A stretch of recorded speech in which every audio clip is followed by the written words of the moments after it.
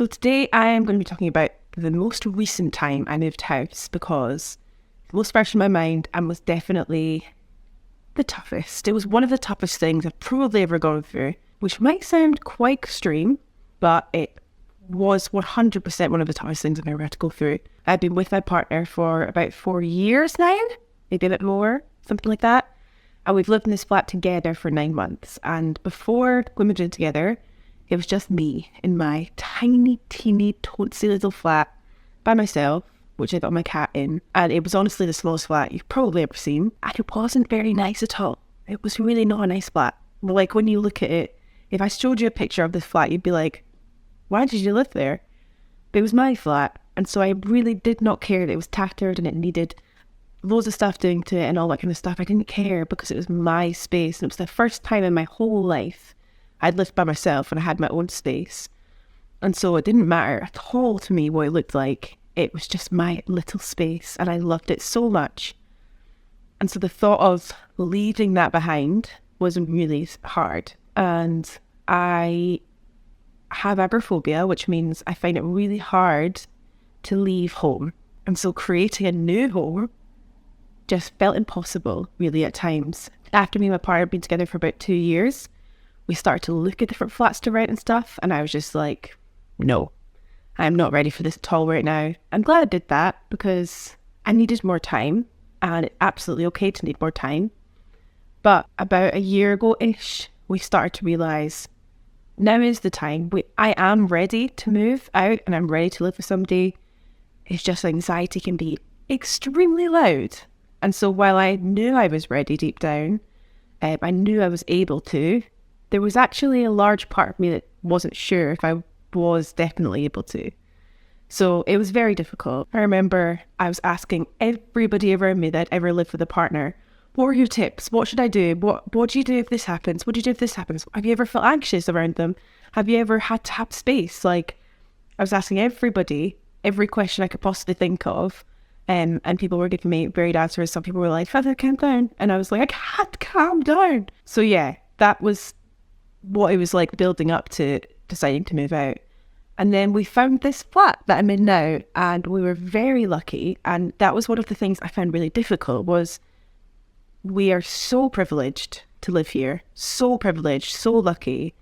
I am so grateful that I get to live in this beautiful place, and also just knowing how much of a struggle life is for a lot of people around the world.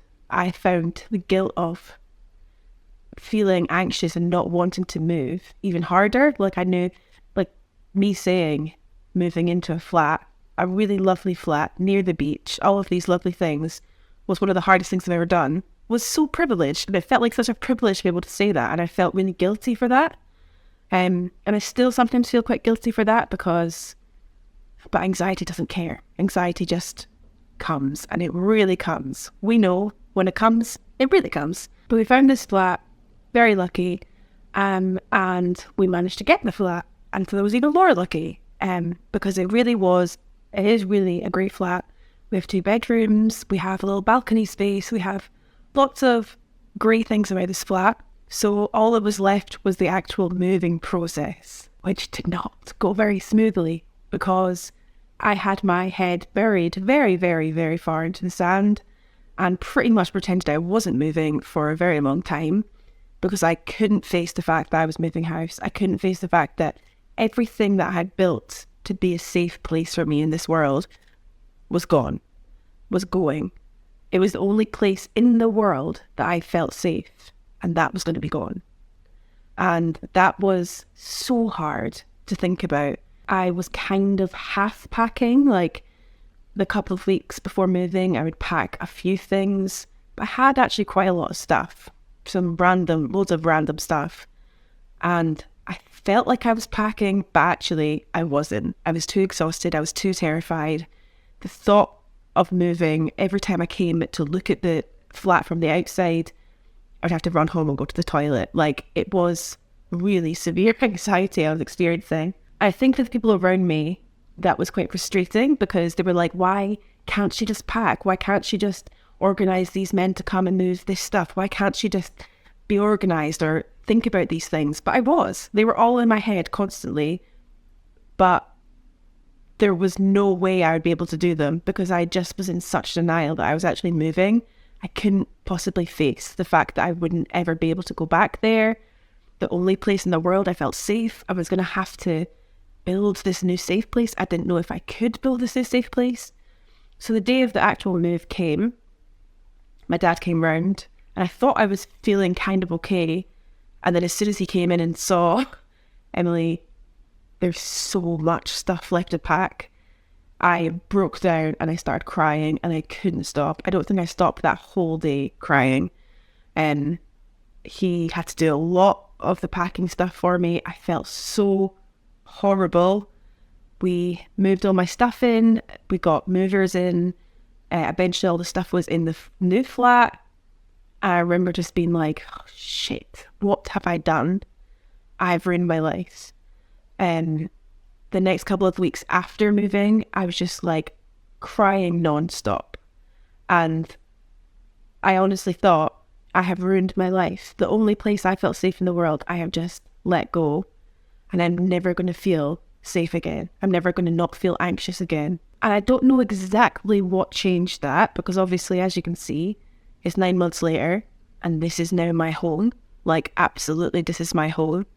And I have had panics in and out of the house. And every time I have a panic out of the house, I want to come here. This is my safe place. Like, we're in my living room right now. It's obviously covered in plants. And it is a lovely place to be. I feel very lucky to be here. But I remember my dad saying to me at one point, this won't feel like this at this time, but you will feel 2% better every single day. And you won't notice, because 2% is such a tiny percentage, you won't notice the changes. Like, they're not going to be big drastic changes, but every day you'll feel 2% better. And I clung on to that, and it really helped. Like, I knew that 2%, I wouldn't be able to feel it, but I would feel better slightly every single day. And I've used that piece of information, or that nice quote, for a lot of different things since that. Like, feeling 2% better every day. It's like taking baby steps. You can only do things slowly and slightly, and eventually it will build up and you will feel so much better. I didn't believe him at the time, but now here I am 9 months later, and sometimes occasionally I still think of my old flat and think fondly of it, but I know that this is a beautiful place for me to be, and I am so happy being here. And genuinely, I am happy being here. So if you're somebody that is going through anything similar, I am now okay, and this is now my home. And there's been plenty of times that I felt really not great and then felt safe here, and grounded here. So yeah, thank you very much for listening to my story. Let me know if you have any comments. And we would love for you to send some of your anxiety stories to us. You can do it anonymously if that would make it easier for you, and we can read it out anonymously on the podcast. There's lots of different ways to get involved, so please do get in touch with us, and I will see you soon. Bye.